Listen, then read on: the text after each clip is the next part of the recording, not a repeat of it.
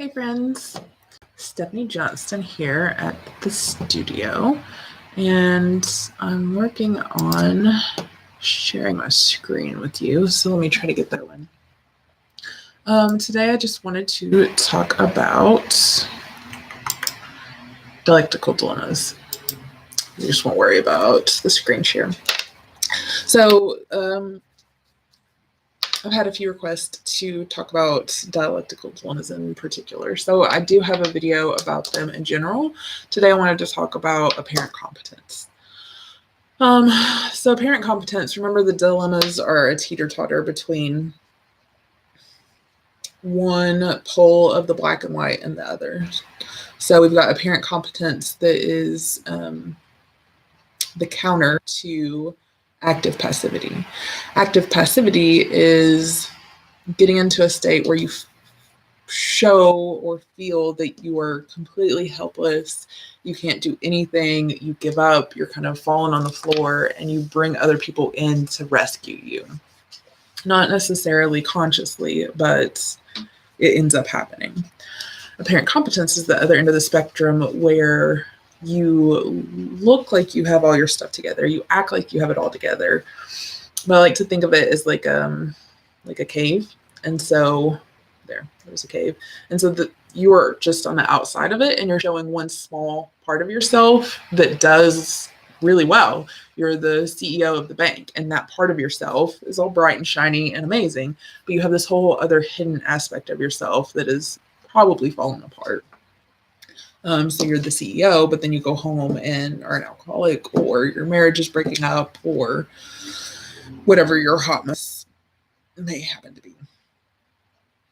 With apparent competence, I feel really sorry for these folks because they don't get the help that they need. So I'll get into a different video, but in the mountain versus the valley metaphor, these are valley folks. So they're colder, they're more logical, their emotions are more restricted, they shut things down by controlling them, and they just shut their emotions off in whatever kind of ways they use.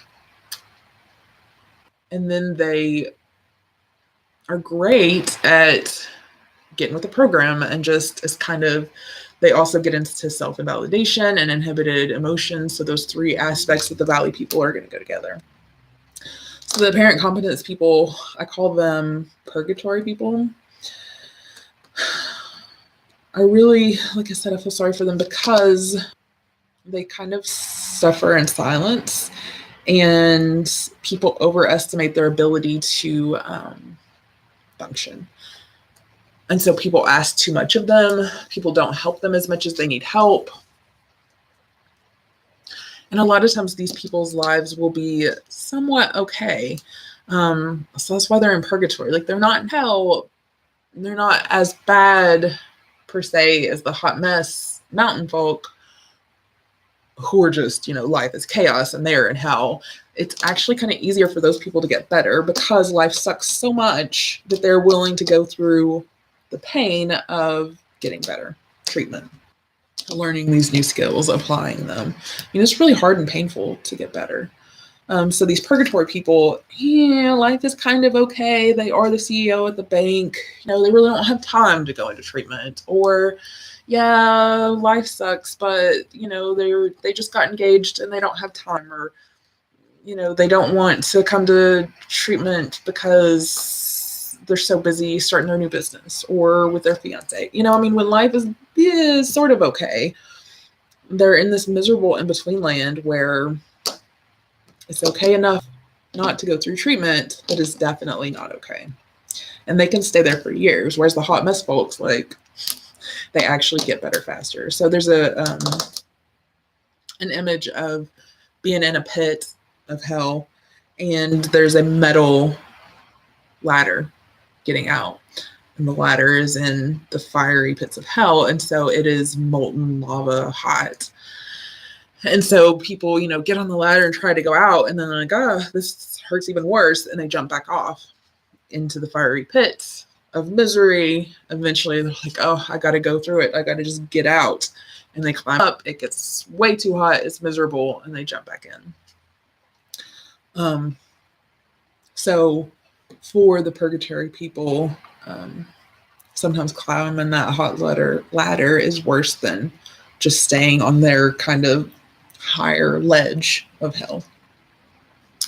What else do I have to say about parent competence?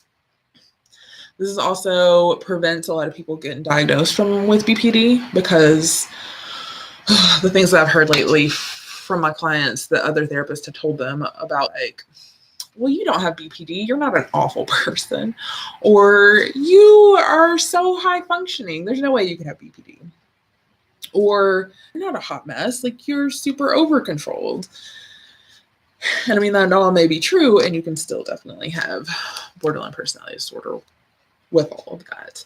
So these people cannot get diagnosed in a timely manner. They don't seek help.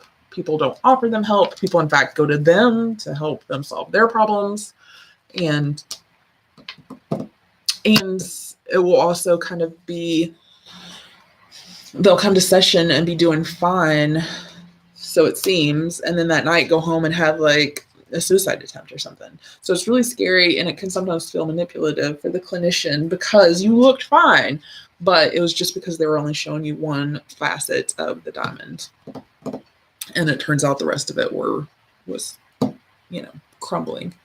So you really have to work with folks with apparent competence. So just being emotionally honest, vulnerable, asking for help, relying on other people. And then these things are terrifying for them. Dealing with the shame aspect, dealing with the perfectionistic aspect, all very important. All right, so that is a little overview of the parent competence piece. I'm going to work on getting some of these graphics together, and I will post them somewhere. All of this is available on the Facebook page of Dialectical Behavior Therapy for Clinicians, and then it'll always be on this YouTube channel. So thanks for watching. Be sure to like and sign up and all that stuff. Leave comments.